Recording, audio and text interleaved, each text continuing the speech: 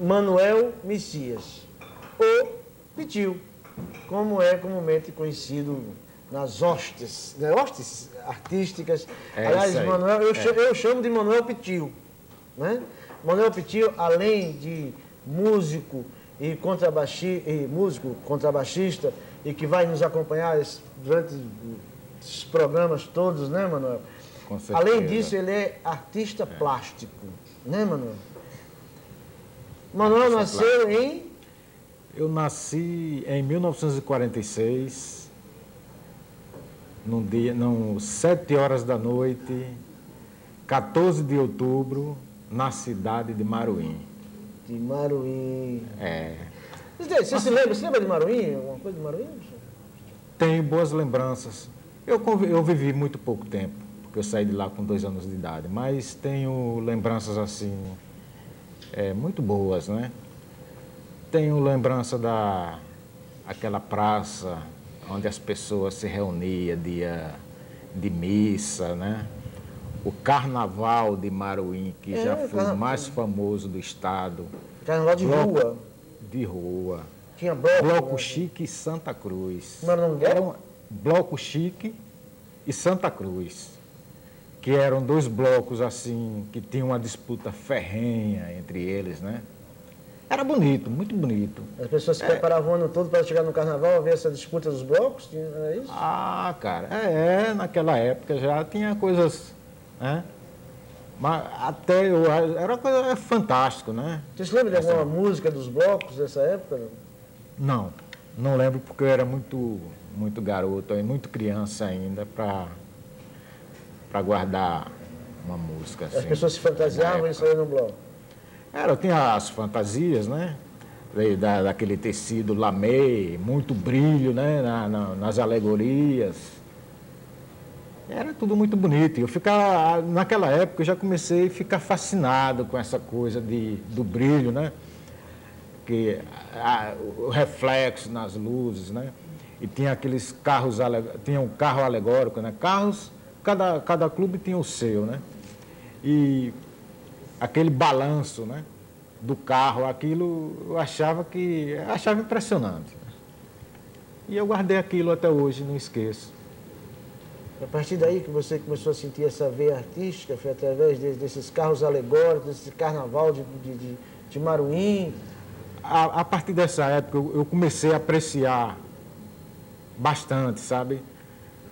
Mas foi em Maruim mesmo que eu já comecei a sentir assim alguma coisa, porque meu avô tocava violão, né? E tocava gaita, né? Ele fazia solos e tal. E eu gostava, quando ele chegava do trabalho, que ficava na sala, às vezes tocando o violão, eu ficava olhando, né?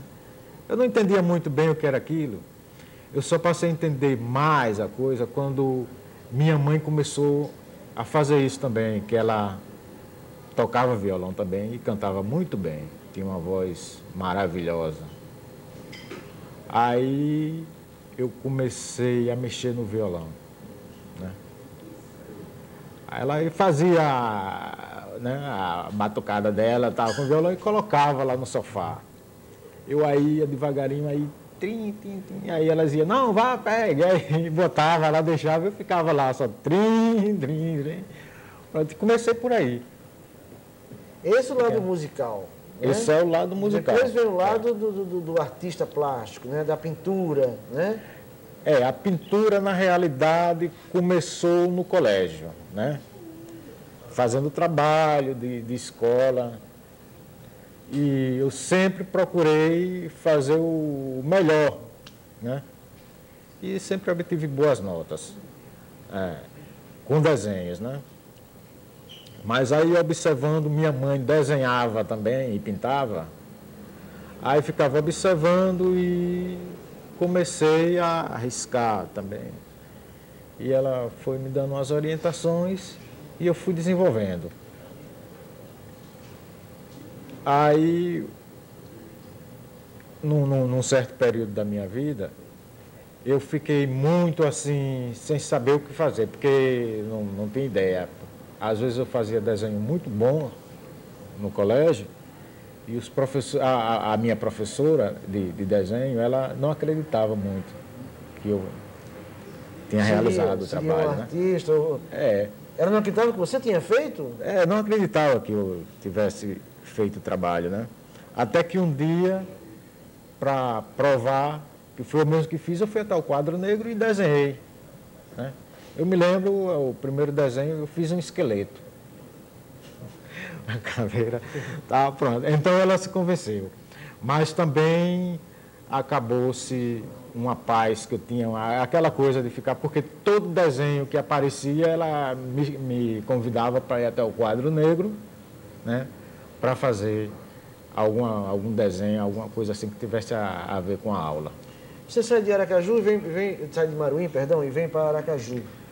Isso é uma mudança extremamente radical nesse momento, né? Eu saí de Maruim com 2 anos de idade. De Maruim eu fui para Capela. Morei durante 3 anos em Capela e com 5 anos eu vim para Aracaju, né? Vim para Aracaju, eu morava ali próximo morava ali na rua 7 de Setembro, né? Próximo aonde existe hoje a estação rodoviária, né? Sim, rodoviária velha. A rodoviária velha. E isso foi uma coisa fascinante porque naquela época, quando eu cheguei aqui, ainda havia bonde elétrico, né? Então eu me lembro que eu ficava aguardando o bonde passar e colocava fichas no trilho do bonde para ele amassar, né? Então Que fichas? Que tipo de ficha? Ficha de garrafa, né? Ficha de garrafa. A gente chama aqui em Aracaju... A tampinha da garrafa. A tampinha da garrafa, mas naquela época a gente chamava ficha, né? A ficha de garrafa, né? Aí o que eu fazia? Pegava aquela, furava a tampinha que estava assim, colocava um algodão e ficava... Eu acho que esse foi o primeiro instrumento que eu produzi na vida, que tirava aquele som legal, né? Você foi o primeiro tocador de ficha de garrafa do mundo. Eu nunca ouvi falar dessa história de ficha de garrafa. Mas isso eu já aprendi com outros garotos de lá da rua. Você tinha uma orquestra de fichas de garrafa? Aí a gente ficava ali, aquela zoeira ali na rua, até os guris brincando. Ele faz um ruído engraçado, né? Tem um que é mais agudo, mais grave, eu não sei, você não teve essa experiência, uma né? experiência dessa pra gente ver como é que eu... Um dia vamos experimentar. Pega uma garrafinha, uma tampa de garrafa dessa de cerveja e faz. Mas, Petinho, aí o seu trabalho artístico, principalmente na pintura, sempre, desde o início, eu acompanho, claro, nós estamos sempre juntos, nós participamos de vários grupos musicais e tudo, você é um amigo, irmão que eu tenho. Mas você sempre teve um lado surrealista, né? A sua pintura sempre teve uma coisa muito surrealista, muito... né? Esse lado, esse fascínio pro Salvador Dalí. Como é que... Começou ainda, eu devia ter 7 anos de idade, eu saí uma vez com minha mãe e fui numa loja que tinha ali na rua de Laranjeiras, que se chamava Epans, né? E tinha um quadro, era uma gravura, né? Tinha um cavalo pegando fogo e tal, aí aquele me impressionava. Depois, aí com o tempo, eu vi na revista O Cruzeiro, aí vi também algumas fotos de trabalhos dele, e eu fiquei impressionado com aquela coisa, né? Era uma pintura diferente, não era uma paisagem, simplesmente. E eu fui guardando isso comigo. Quando eu comecei a pintar, aí já conhecia mais alguma coisa de Salvador Dalí, né?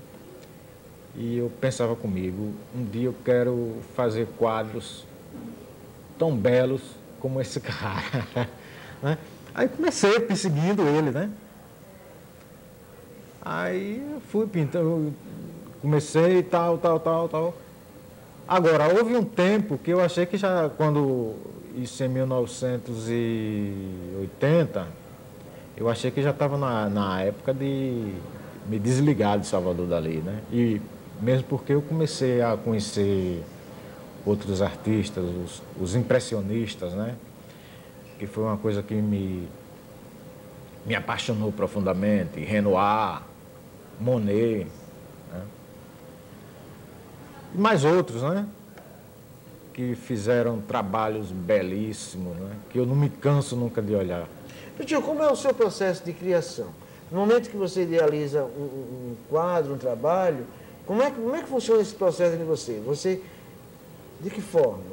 Ele chega até a sua consecução? Não existe muito uma ordem, sabe, Pascoal? Porque o que é que acontece? Depende muito do dia, né?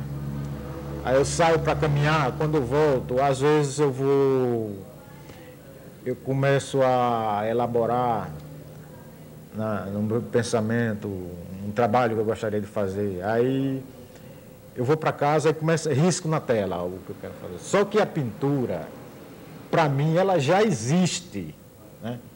A pintura é uma coisa que ela está no universo. Você já idealiza antes? O quadro já está na sua cabeça, é assim? Já está na minha cabeça. Mas, como eu falei, a pintura tá aí, né? O universo, ele é muito misterioso, né? E eu idealizo a pintura, só que quando eu começo a pintar, meu amigo, aparece outra coisa na tela. De repente eu não quero mais aquilo e já vou transformando. E acontece uma coisa interessante. Se eu insistir, eu não consigo fazer mais o que eu idealizei. Interessante. Às vezes, depois, eu aí faço aquilo, porque é uma coisa que não acaba, né? Você fica, não, mas eu tenho que fazer aquilo ali. Aí, de repente, eu faço. Mas, como acontece agora, eu estou pintando um quadro, é uma figura humana, né? Só que eu queria pintar uma pessoa. Aí eu comecei a pintar, quando fiz o rosto, apareceu o rosto de outra pessoa. Aliás, tem uma história sua, foi o Dinho Duarte que me contou, com relação ao retrato de Denise. O retrato de Denise é um quadro que você fez.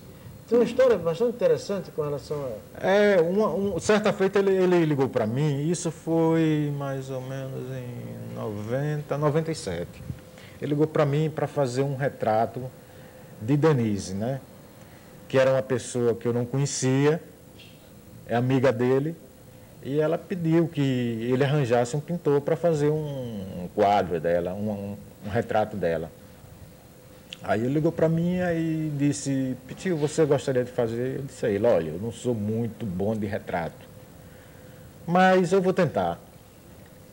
Aí eu digo, mas faz o seguinte, você me arranja uma foto dela para ver o que a gente faz. Tudo bem, eu fui para casa e tempos depois ele ligou para mim, ele disse, Pitinho, posso ir em sua casa, eu vou levar o retrato de Denise. Eu digo, venha. Aí ele foi, levou a foto, só que quando ele chegou lá em casa, ele tomou um susto, ele disse, você não disse que não conhecia a Denise? Eu disse, não conheço. Ele disse, e o retrato dela ali, já pintado? Eu tomei um susto, né? Eu digo, não conheço ela. Aí ele ficou assim, ele não acreditou, ele achava que eu conhecia ela. Aí ele ligou para ela, de lá de casa, e disse, Denise, você conhece Pitinho? Ela disse, não conheço. Aí ele ficou assim, né? Você sabe, pegou o quadro e levou para mostrar a ela, né? E quando ela viu, imediatamente ficou com o trabalho. História, você tem essa coisa holística, mediúnica e espiritual, espiritualista, talvez? Todo artista tem isso. Aliás, todas as pessoas têm o seu grau de mediunidade. Os artistas têm um pouco mais. Não é que eles sejam melhores do que os outros. É porque eles já estão destinados pela própria natureza a fazer aquilo. Eles vão captando. Um compositor tem a capacidade de pegar e juntar, né, a música. Um poeta, tudo. E o artista plástico também, o pintor, tem essa capacidade de fazer isso. E eu tive esse dom. Às vezes eu digo assim, olha, eu não sei pintar nada. A pintura que vem até mim. Está entendendo? Ela vem para mim. E ela só aparece quando ela quer. Não adianta forçar a barra. Não adianta forçar a barra, porque na hora que ela não está afim, meu amigo, eu pego o pincel, risco para lá, risco para cá, jogo tinta e não acontece nada. Titio, a nossa produção foi lá visitar seu ateliê e fizemos algumas imagens que a gente vai conhecer agora.